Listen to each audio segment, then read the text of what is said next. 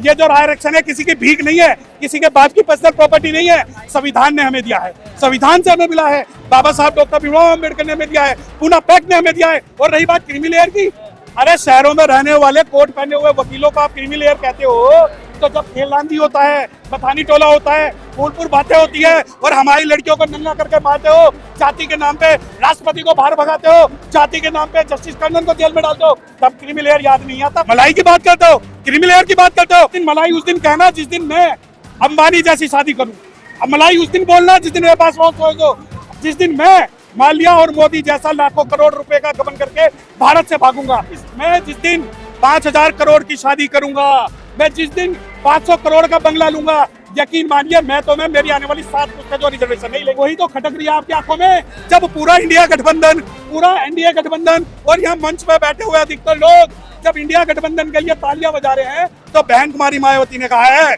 कि आपातकाल की स्थिति है।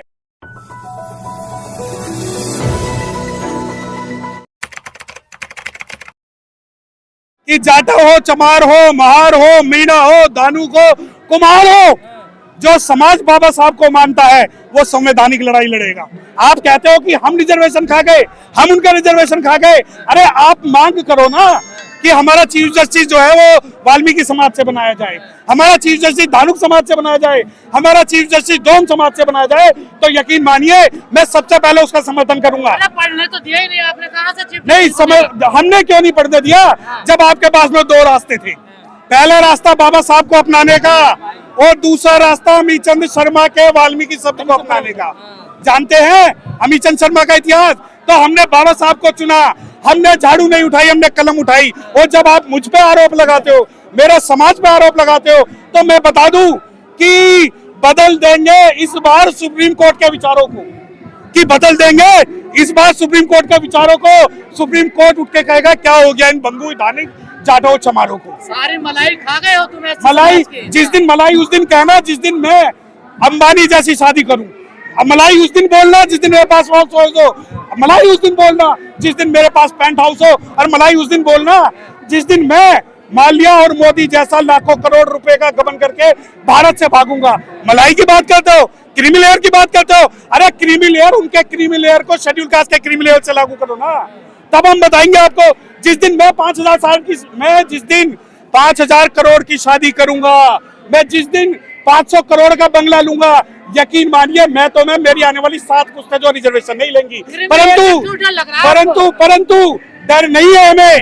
क्रीमी लेयर किसी के, ये जो आरक्षण है किसी की भीख नहीं है, किसी के बाप की पर्सनल प्रॉपर्टी नहीं है, संविधान ने हमें दिया है, संविधान से हमें मिला है, बाबा साहब डॉक्टर भीमराव अम्बेडकर ने हमें दिया है, पूना पैक्ट ने हमें दिया है। और रही बात क्रीमी लेयर की, अरे शहरों में रहने वाले कोट पहने हुए वकीलों को आप क्रीमी लेयर कहते हो, तो जब खेलांदी होता है, बथानी टोला होता है, फूलपुर बातें होती है और हमारी लड़कियों को नंगा करके मारते हो, जाति के नाम पे राष्ट्रपति को बाहर भगाते हो, जाति के नाम पे जस्टिस टंडन को जेल में डालते हो, तब क्रीमी लेयर याद नहीं आता। और मैं बता दूं कि ये जो आप जो लोग हो जिन्हें लगता है कि ये बहुजन समाज के वकील आपके छलावे में आ जाएंगे, लोग कहते थे फूट डालो शासन करो, लोग कहते थे फूट डालो शासन करो, अंग्रेजों की पॉलिसी है, पॉलिसी सुप्रीम कोर्ट की है, उन पेशवाई जजों की है, उन एससी शेड्यूल कास्ट जजों की है, जो ये कहते हैं कि रिजर्वेशन कब तक।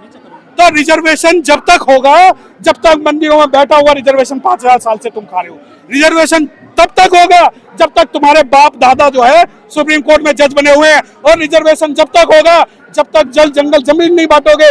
और अभी आप ये नहीं कि फूट डालो शासन करो की जो नीति है वो सिर्फ और सिर्फ शेड्यूल कास्ट के लिए है, फूट डालो शासन करो की वक्फ बोर्ड में आपको क्या मिल गया, आप वक्फ में आप मुस्लिमों के बीच में आप जो है फूट डालो की शासन करो की नीति कर रहे हो, शेड्यूल कास्ट के बीच में ही ला रहे हो। और आप लोग हर फैसले को चैलेंज करने लग जाते हैं।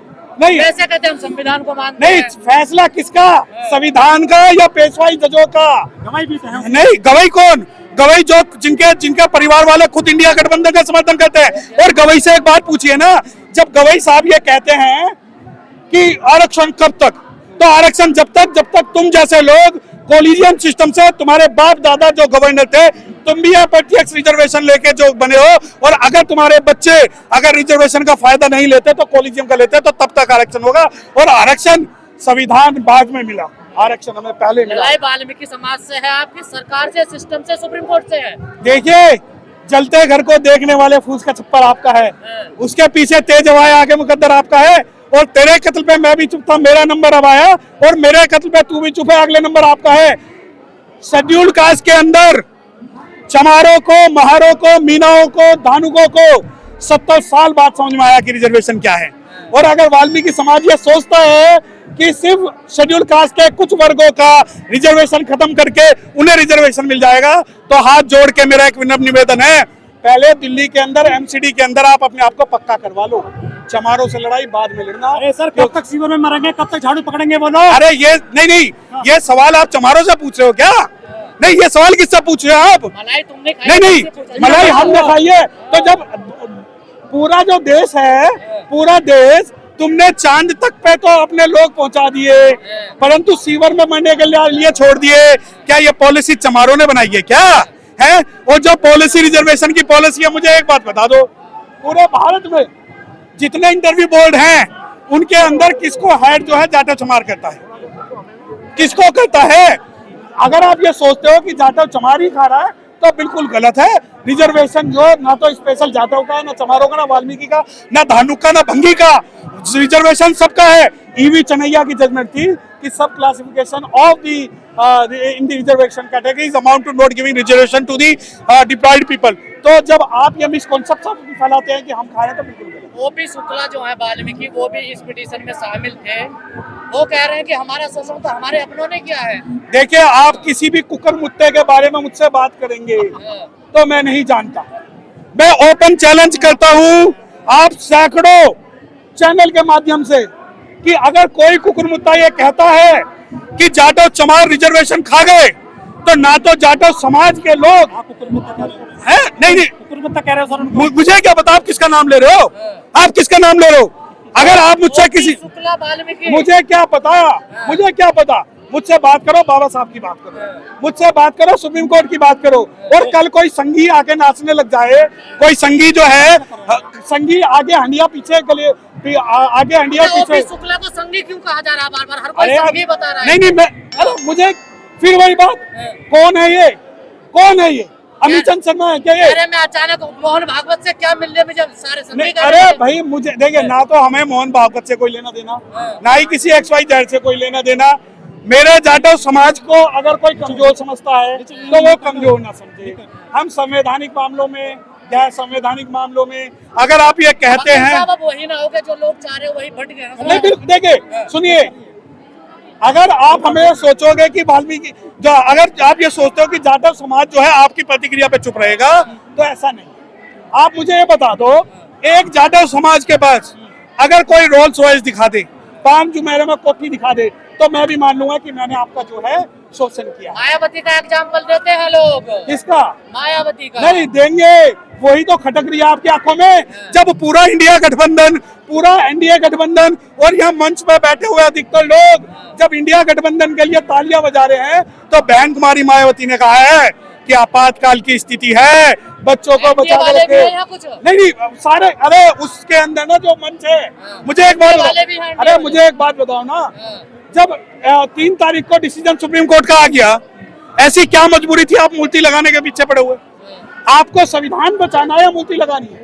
आपको एक चूज करना है। बाबा साहब का सम्मान बचाना, अपना इतिहास बचाना। अरे तो अपना इतिहास बचाना तो संविधान खत्म कर दो, मनुस्मृति लागू कर दो, आपका सम्मान बचा रहेगा। आगे हंडिया लगाओ, पीछे झाड़ू लगाओ, खूब सम्मान करवाओ, क्योंकि मनुस्मृति के हिसाब से और उस व्यवस्था के हिसाब से आपका तो दायित्व और कर्तव्य यही है। तो आप खिलाफ है मूर्ति के? मैं मूर्ति के खिलाफ नहीं हूँ, मैं खिलाफ हूँ इस बात के कि पहले रिजर्वेशन और संविधान बचाने की लड़ाई लड़ी जाएगी, उसके बाद मेरे लिए मूर्ति की लड़ाई है।